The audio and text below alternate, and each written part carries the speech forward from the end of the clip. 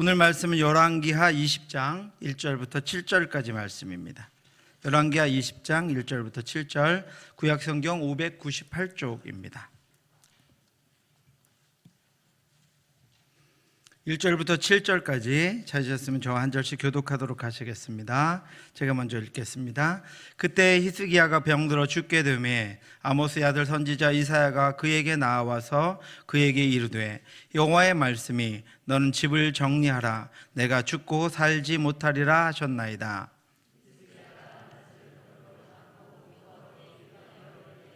여호와여 구하오니 내가 진실과 전심으로 주 앞에서 행하며 주께서 보시기에 선하게 행한 것을 기억하옵소서 하고 히스기야가 심히 통곡하더라.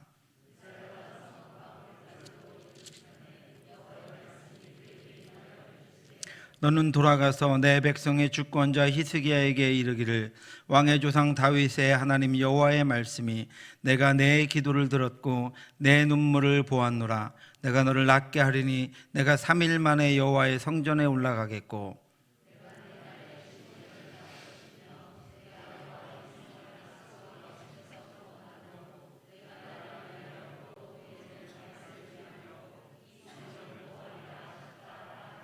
같이 읽겠습니다. 이사야가 이르되 무화과 반죽을 가져오라 하매 무리가 가져다가 그 상처에 놓으니 나으니라. 드와이트 L 무디 목사님이라는 분이 있습니다. 19세기에 영국과 미국에서 전무후무하게 하나님께 크게 쓰임을 받은 그런 목사님입니다. 그런데 그 목사님은 구두수선공이었고 정규 교육도 받지 못했습니다. 그는 호감이 가는 외모도 아니었고 목사인 그는 목소리조차 언제나 비음이 많이 섞여서 코가 막힌 소리를 냈습니다. 신문기자가 이 무디 목사님과 인터뷰를 한 후에 이런 기사를 썼습니다. 나는 무디 목사가 왜 그런 놀라운 기적을 일으키는지 아무것도 발견하지 못하겠다. 그러자 무디 목사님은 그 기사에 대해 이렇게 말했습니다. 그것이 나의 비밀입니다. 이 비밀은 하나님의 능력 외에는 설명할 수 없습니다. 이 모든 일이 하나님의 일이지 나의 일이 아닙니다. 이 고백은 바울의 고백과도 일치합니다. 나에게 이르시기를 내 은혜가 내게 족하도다. 이는 내 능력이 이 약한 데서 온전하여짐이라 하신지라. 그러므로 도리어 크게 기뻐함으로 나의 여러 약한 것들에 대하여 자랑하리니 이는 그리스도의 능력이 내게 머물게 하려 함이라. 그러므로 내가 그리스도를 위하여 약한 것들과 능욕과 궁핍과 박해와 곤고를 기뻐하노니 이는 내가 약한 그때에 강함이라. 아멘. 이 목사님이 약함으로 인하여 나타난 하나님의 능력에 대해서 우리나라와 관련된 유명한 예화가 하나 있습니다. 1909년에 존 모트라고 하는 목사님이 우리나라에 왔습니다. 여러분 1909년 하면 우리나라가 일제 치하에 있던 그런 때입니다. 그럼에도 불구하고 이 존 모트 목사님은 어떤 한 분 목사님의 설교를 듣고 변화되어서 내 인생을 적당하게 낭비하지 말자, 환경 때문에 인생을 낭비하지 말고 하나님이 쓰시는 사람이 되자라는 마음으로 그 어려운 시국에 한국 땅에 들어와서 많은 제자들을 가르쳤습니다. 그의 제자 중에는 독립운동을 한 이상재와 김규식 등의 구한말의 위대한 인물들이 한 200명가량 배출되었습니다. 그들을 통해서 우리나라가 3.1운동을 할 수 있는 힘을 갖추게 된 것입니다. 그런데 그런 놀라운 일을 한 존 모트 목사님이 학생이었을 때 바로 이 무디 목사님의 설교를 듣고 인생을 하나님께 드리기로 약속했습니다. 구두수성공 무디의 영향력이 우리나라의 독립운동과 근대사를 이끈 하나님의 사람들을 배출하게 된 것입니다. 이것이 인간의 약함을 통해 일하시는 하나님의 능력입니다. 사랑하는 성도 여러분, 하나님은 우리의 약함을 통해 일하십니다. 인간은 약한 것을 견디지 못하지만 그리스도인들은 약함을 통해 하나님께로 나아가 하나님의 능력으로 살아갑니다. 인간이 자신의 시력으로는 결코 볼 수 없는 태양계와 우주의 아름다움을 전체 망원경을 통해서 보는 것처럼 그리스도인은 자신의 약함이라는 망원경을 통해서 하나님을 의지함으로 하나님이 주시는 능력과 힘과 지혜와 은혜를 입게 되는 것입니다. 약함의 능력이 저와 여러분들에게 날마다 나타나서 그 약함을 가지고 도저히 해결할 수가 없어서 그 약함을 들고 하나님께 나아가 하나님을 의지함으로 하나님이 주시는 능력으로 살아가는 저와 여러분들 되시기를 주님의 이름으로 축원합니다. 25살에 남유다의 왕이 된 히스기야는 29년간 남유다를 다스렸습니다. 히스기야는 전무후무한 하나님의 사람이었습니다. 열왕기와 역대기의 왕들을 평가할 때 선한 왕의 기준은 다윗이었습니다. 다윗은 신실한 하나님의 사람이었을 뿐 아니라 하나님의 사역을 맡아 충성되게 감당했던 하나님의 대리통치자였습니다. 다윗은 자신의 인생뿐 아니라 하나님이 인간들에게 맡기신 직분과 사명을 하나님 앞에서 어떻게 감당해야 하는지를 아는 사람이었습니다. 그는 철저하게 하나님을 신뢰했습니다. 그러나 하나님의 뜻대로 행했습니다. 그래서 다윗은 수많은 부족함과 저와 여러분들과 다를 게 없는 그런 연약함 가운데에서도 하나님을 신뢰하고 하나님이 기뻐하시는 그 이스라엘의 존귀한 왕의 직분을 감당했습니다. 다윗은 하나님께 모든 영광을 돌렸고, 다윗은 하나님이 하나님의 빛을 자신에게 비추셔서 자신을 통해 위대하고 뛰어난 하나님의 능력이 나타나서 자신도 위대한 왕이 될 수 있도록 철저하게 하나님만 의지했습니다. 반면에 이스라엘의 악한 왕의 기준은 여로보암이라고 하는 왕입니다. 분열 왕국인 북이스라엘의 첫 번째 왕이었던 여로보암은 출애굽 이후에 자신을 따르는 그는 북이스라엘의 첫 번째 왕이었기 때문에 자신을 따르는 이들의 나라를 나누자고 하는 이들의 힘과 자신의 능력을 의지해서 하나님이 통치하시는 이스라엘을 두 나라로 쪼개버립니다. 그리고 북이스라엘이라고 하는 나라를 세워서 거기에 송아지상을 만들고 그것을 하나님이라고 부르게 합니다. 이 가나안에 정착했던 하나님의 나라를 표방해서 제사장들을 자신이 임명하고 절기들을 자신이 만듭니다. 하나님을 경배하던 모든 것들을 자신의 통치 수단으로 삼습니다. 여로보암은 당시에 이 세상이 통치되는 그 방법들을 이스라엘에 가지고 들어와서 세상의 방법으로 이스라엘을 통치하고 겉으로는 백성들을 이끌기 위해서 위장된 하나님의 나라의 모습을 유지합니다. 그래서 그는 성경의 기록자들에 의해서 악한 왕의 표상이 되었습니다. 이후에 이스라엘 왕들의 역사를 기록한 그런 성경인 열왕기와 역대기를 보면 선한 왕은 다윗과 같이 한 자라고 기록되었고 악한 왕은 여로보암과 같이 한 자라고 기록되어 있습니다. 사랑하는 성도 여러분, 우리는 하나님의 자녀로 이 땅에 하나님의 나라를 살아가고 있습니다. 여러분은 지금 무엇을 따라 살아가고 있습니까? 여러분의 삶과 가정과 직장과 우리 교회의 기준은 무엇입니까? 다윗과 같이 하나님만 의지하면 선한 하나님의 자녀입니다. 여로보암과 같이 자신의 뜻대로 행하면서 하나님의 것들을 자신의 마음에 맞게 이용하면 그는 악한 사람입니다. 하나님의 말씀을 기준으로 세워야 합니다. 하나님을 따르는 것이 기준이 되기를 바랍니다. 저와 여러분들의 삶과 가정과 우리 교회가 다윗의 길로 행하여 하나님의 통치가 우리 가운데 이루어지는 그런 우리의 삶과 우리 교회가 될 수 있기를 주님의 이름으로 축원합니다. 히스기야 왕은 그래서 선한 왕으로 평가되었습니다. 그가 다윗의 길로 갔기 때문입니다. 18장 1절을 보시면 히스기야가 그의 조상 다윗의 모든 행위와 같이 여호와 보시기에 정직하게 행했다라고 히스기야를 그렇게 소개하고 있습니다. 히스기야는 다윗의 모든 행위와 같이 행했습니다. 특별히 18장 1절은 그런 히스기야를 여호와 보시기에 정직하게 행했다라고 설명합니다. 히스기야는 모든 우상적인 것들을 그 나라에서 제거했습니다. 그래서 이스라엘의 경건을 회복했습니다. 왕이기 때문에 자신만 하나님 앞에 경건했던 것이 아니라 모든 우상적인 것들을 그 나라에서 제거함으로 말미암아 자신과 함께하는 모든 백성들이 하나님만 따르도록 다윗의 길로만 따라갈 수 있도록 그가 그 모든 일을 행했다라고 하는 것입니다. 그의 삶은 하나님 앞에 있었습니다. 그는 하나님 앞에서 살았습니다. 우리 표처럼 보이지 않는 하나님을 보며 그는 이 땅을 살아갔습니다. 하나님을 보이지 않는 신으로 여기지 않았습니다.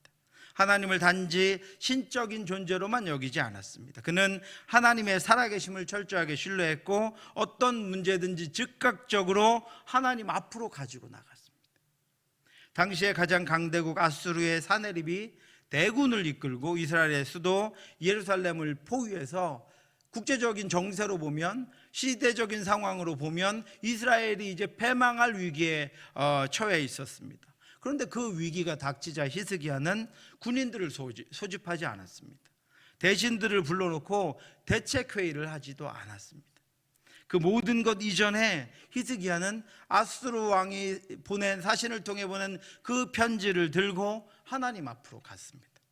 히스기야가 사자의 손에서 편지를 받아보고 여호와의 성전에 올라가서 히스기야가 그 편지를 여호와 앞에 펴놓고 그 앞에서 히스기야가 기도하여 이르되 그룹들 위에 계신 이스라엘의 하나님 여호와여, 주는 천하만국의 홀로 하나님이시라. 주께서 천지를 만드셨나이다. 아멘. 자신이 왕이었지만 자신 위에 하나님이 계시고, 자신이 그 땅에서 모든 것을 할 수 있는 사람이었지만 자신보다 능한 분이 하나님이 계심을 그것은 알고 어떤 일을 당하든지 그것을 들고, 그 문제를 들고 아수르 왕 사네립의 편지를 들고 하나님 앞에 나아가서 하나님께 보여드렸습니다. 그리고 하나님께 말씀드렸습니다. 그리고 마치 자신 앞에 하나님이 살아계신 것처럼 하나님과 대화하듯이 기도합니다. 여호와여, 귀를 기울여 들으소서. 여호와여, 눈을 떠서 보시옵소서. 사네립이 살아계신 하나님을 비방하러 보낸 말을 들으시옵소서.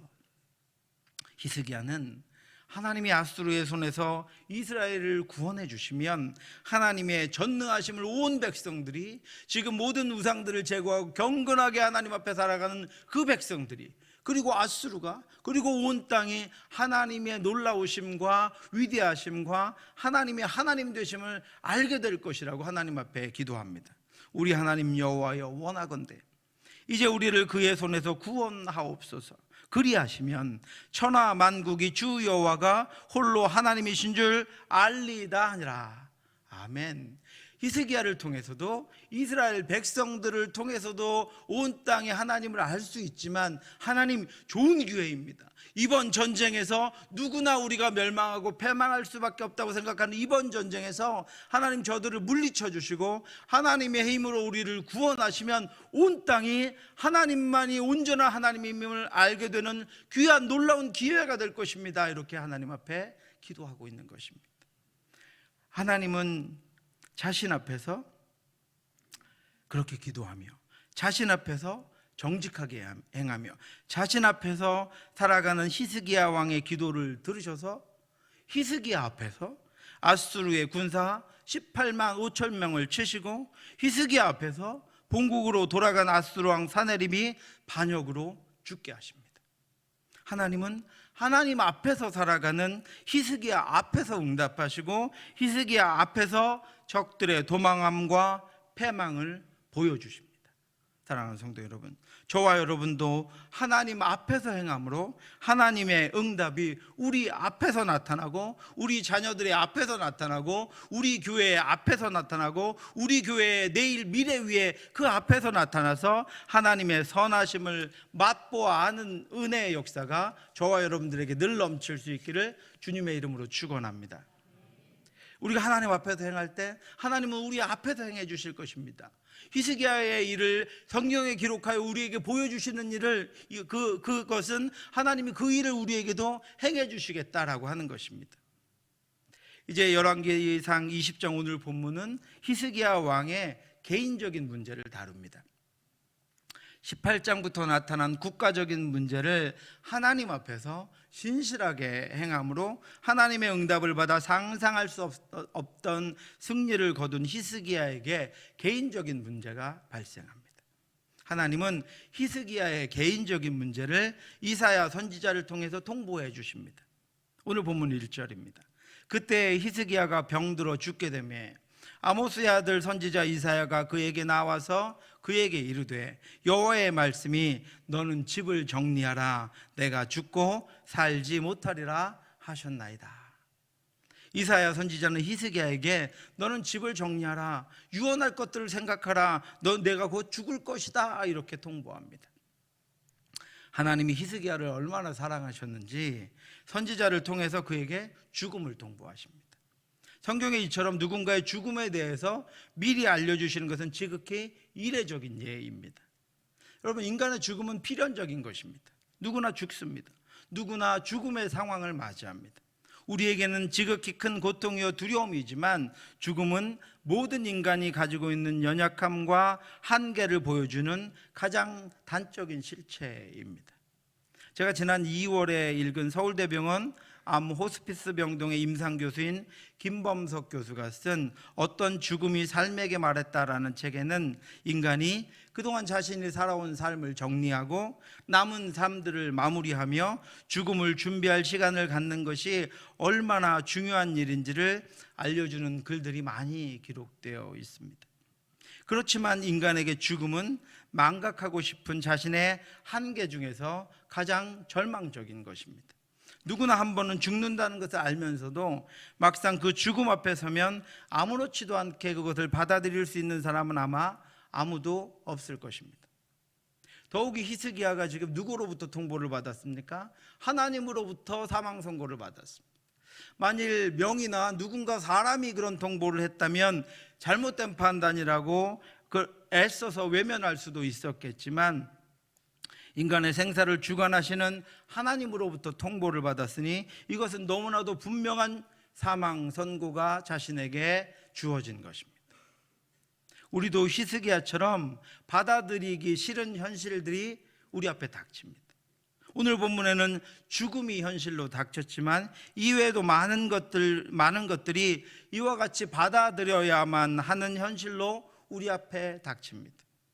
학생들의 경우에는 시험의 결과가 될 수도 있고 입시나 취업의 결과가 될 수도 있습니다. 성인의 경우에는 결혼이나 출산이나 실직이나 질병이나 사고 등이 될 수도 있습니다. 이런 일들은 대부분 갑작스럽게 그리고 거부할 수 없는 형태로 준비하지 않은 상황에서 도무지 방법을 찾을 수 없는 상황 가운데 우리에게 찾아옵니다. 이런 상황들은 비일비재하게 우리에게 닥칩니다. 우리가 연약한 존재, 한계가 있는 존재이기 때문입니다. 그 처지가 되어 보면 나에게만이 아니라 이 땅에는 많은 이들이 당하는 그런 일들이 수도 없이 많다는 것을 우리는 알게 됩니다.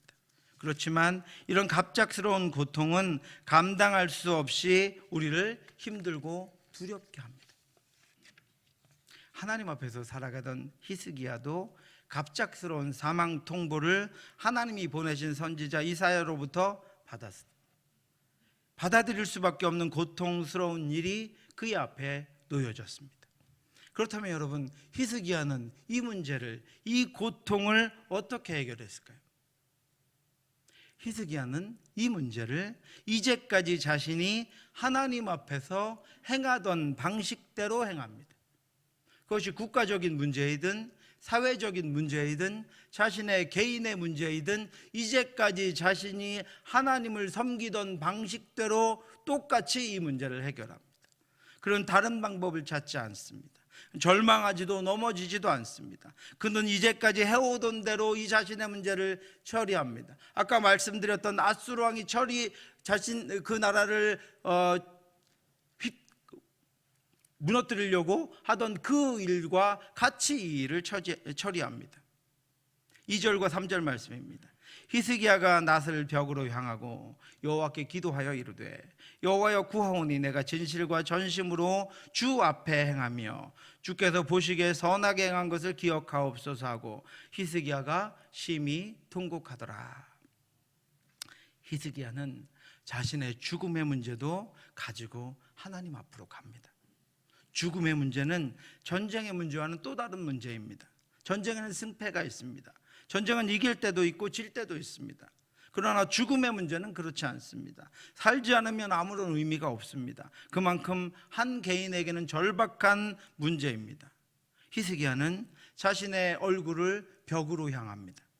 얼굴을 벽으로 돌리면 여러분 어떤 일이 일어납니까? 벽밖에는 아무것도 보이지 않습니다. 사실 아무것도 보이지 않습니다. 히스기야는 자신의 병을 고쳐줄 만한 명의들에게 자신의 얼굴을 보이지 않습니다. 자신에게 위로와 도움을 줄 만한 이들을 찾아서 그들에게 얼굴을 보이지 않습니다. 히스기야는 얼굴을 벽으로 돌렸습니다. 왜요? 세상의 모든 것들을 포기하고 오직 여호와 하나님만 바라보겠다는 그의 다짐입니다. 하나님 앞으로 나아갑니다. 이전보다 더 절박하게 자신이 오직 하나님만 생각하고 하나님께만 기도하고 하나님의 응답만 받을 수 있도록 세상을 향한 그 어떤 도움으로부터 얼굴을 돌립니다. 그리고 기도합니다. 전심으로 기도합니다. 그런데 히스기야의 기도는 그대로 끝나지 않습니다. 3절 마지막에 히스기야가 심히 통곡하더라. 히스기야는 하나님 앞에서 웁니다. 왕의 권위와 왕의 위엄을 다 내려놓고 하나님 앞에서 심히 통곡합니다. 하나님 앞에서 자신의 비통한 심정을 쏟아놓습니다. 자신의 슬픈 감정을 숨기지 않습니다. 하나님 앞에 자신의 아픈 마음을 덮지 않습니다. 그는 벽으로 얼굴을 향하고 기도하면서 하나님 앞에 심히 슬프게 통곡합니다. 여러분, 통곡은 가장 연약해진 인간의 빈 마음 속에서 쏟아 나와지는 감정의 호소이며 고통의 울부짖음입니다. 여러분, 언제 울어보셨습니까? 우리 눈물이 마른 시대를 살아가고 있습니다. 여러분, 언제 통곡해 보셨습니까? 히스기야는 하나님 앞에서 자신의 아픈 감정과 헤아릴 수 없는 고통을 숨기지 않습니다. 그는 진실로 하나님과 생사구락을 같이 하며 하나님 앞에서 살아가는 사람이었습니다. 그는 하나님 앞에서 통곡했습니다. 히스기야뿐만 아니라 사무엘상 1장에 등장하는 한나는 자식이 없었습니다. 그녀는 그 일로 마음이 무겁고 혼자서 일상생활을 할 수가 없었습니다. 그녀는 아무것도 기쁘지 않았고 아무것도 위로가 되지 않았습니다. 엘가나의 다른 부인이었던 분인나의 아이의 뒷모습만 보아도 숨이 막혔습니다. 분인나가 미소라도 지으면 자신을 마치 비웃는 것, 자식이 없다고 비웃는 것 같았습니다. 그러나 아이의 문제는 자신이 해결할 수 없는 문제였습니다. 한나는 죽은 것 같았습니다. 그의 가정에서 그녀는 살아있는 자가 아니었습니다. 살수록 힘들었고 날이 갈수록 점점 더 아들을 낳을 가능성이 줄어드는 것 같아서 하루하루가 힘겹고 고통스러웠습니다. 회막에 있던 실로에서 온 식구가 하나님께 제사를 드리고 그 드린 제물로 먹고 마시면서 평안과 위로를 서로에게 전하고 있었지만 한나는 거기 같이 있었음에도 불구하고 아무것도 먹을 수 없었고 아무런 위로도 받을 수 없었습니다. 가족들이 식사를 다 마치자 아무것도 먹지 못하고 오직 그 안에서도 외로움과 고통 가운데 앉아 있었던 한나가 일어나서 홀로 성전으로 갑니다. 하나님 앞으로 갑니다. 너무나도 외롭고 너무나도 힘들었습니다. 이제 자신이 마주할 분은 하나님 한 분뿐이었습니다. 한나가 마음이 괴로워서 여호와께 기도하고 통곡하여 한나는 하나님 앞에서 통곡했습니다. 하나님 앞에서 울었습니다. 하나님 앞에서 숨거나 숨기거나 참지 않았습니다. 마음의 밑바닥, 자기 한계의 밑바닥, 삶의 밑바닥에 남아있는 것들 다 끌어올려서 하나님 앞에 쏟아놓으며 실컷 울었습니다. 이들에게 어떤 결과가 나타났습니까? 한나의 통곡소리를, 한나의 울음소리를 하나님이 들으셨고 한나의 기도를 하나님이 들으셨습니다. 그들이 아침에 일찍 일어나 여호와 앞에 경배하고 돌아가 라마의 자기 집에 이르니라. 엘가나가 그의 아내 한나와 동침함에 어떻게 됐다고요? 여호와께서 그를 생각하신지라.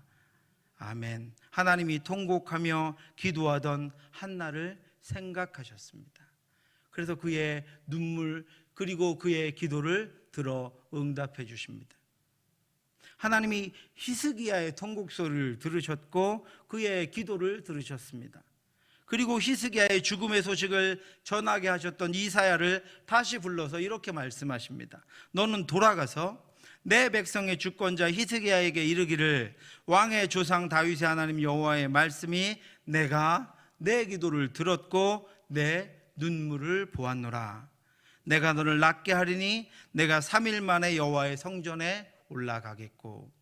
사랑하는 성도 여러분, 여러분 마음의 짐이 무겁지 않습니까?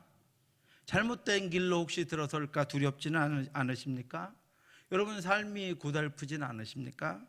히스기야와 같이, 한나와 같이 하나님께로 나가 통곡하시기 바랍니다.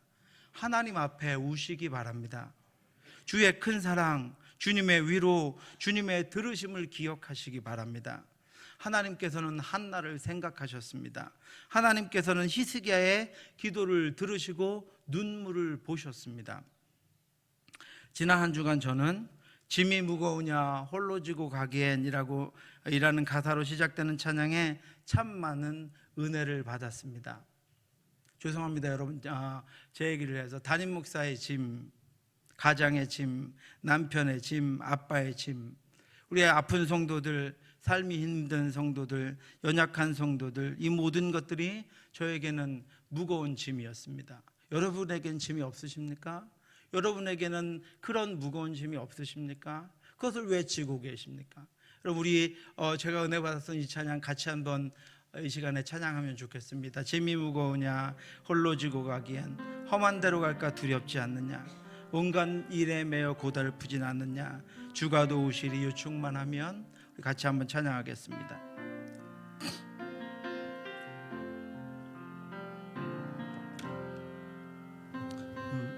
무냐 홀로 지고 가기에 험한 데로 갈까 두렵지는 않느냐 온갖 일에 매여 고달프지 않느냐 주가 도우시니 요청만 하며 우리 기도를 언제 어디나 들으시 큰 사랑으로 감싸주시고 동행하니 내가 실망할 때 기억해야 할 것은 예수께 가면 주네 짐이 무거우냐 홀로 지고 가기엔 짐이 무거우냐 홀로 지고 험한 데로 갈까 두렵지는 않느냐 험한 데로 갈까 여러분 온갖 일에 매여 고달프진 않으십니까? 온갖 일에 매여 고달프지 않느냐 주가 도우실 것입니다. 요청만 하면 주가 도우시리 요청만 우리 기도를 언제나 들으시며 우리 기도를 언제 어디나 들으시며 큰 사랑으로 감싸주시고 동행하니 내가 실망할 때 기억해야 할 것은 예수께 가며 우리 기도를 언제 어디나 오리라 우리 기도를 언제 어디나 들으시며 큰 사랑으로 감싸주시고 동행하니 내가 실망할 때 기억해야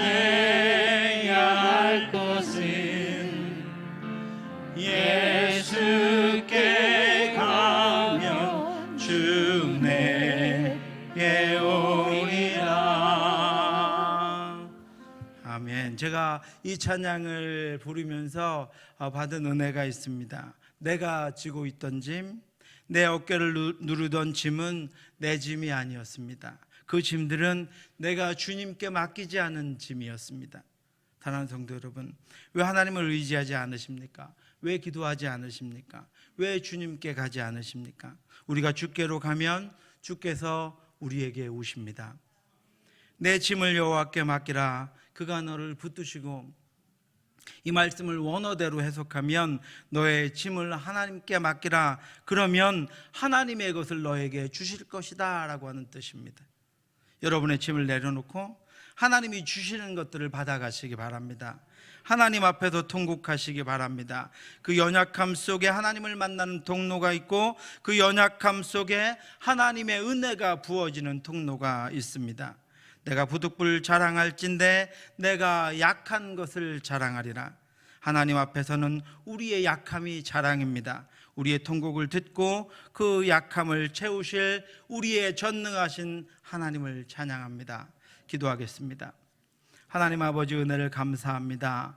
우리를 늘 하나님 앞에 세워 주시옵소서. 우리가 모든 문제를 하나님 앞에 들고 나가 하나님이 주시는 것들을 받아 감당할 수 있도록 인도해 주시옵소서. 우리가 하나님 앞에 모든 것들을 내려놓고 우리가 하나님 앞에 모든 것들을 드리며 하나님의 능력, 하나님의 지혜, 하나님이 주시는 복과 하나님의 은혜로 말미암아 이 땅을 살아갈 수 있도록 역사해 주시옵소서. 오늘도 우리가 이 땅 가운데 참고 이기며 살아가는 것이 아니라 주께 나와 울며 통곡하며 하나님께 아뢰음으로 말미암아 하나님이 주시는 능력과 힘을 가지고 이 땅에서 승리하며 살아갈 수 있도록 역사해 주시옵소서. 하나님, 우리에게 갈급함을 허락하여 주시옵소서. 목마름을 주림을 허락하여 주시옵소서. 그래서 하나님께로 나아가 하나님 앞에 날마다 서서 하나님과 동행하는 우리의 삶이 될 수 있도록 인도해 주시옵소서. 모든 말씀 예수님 이름으로 기도드렸사옵나이다.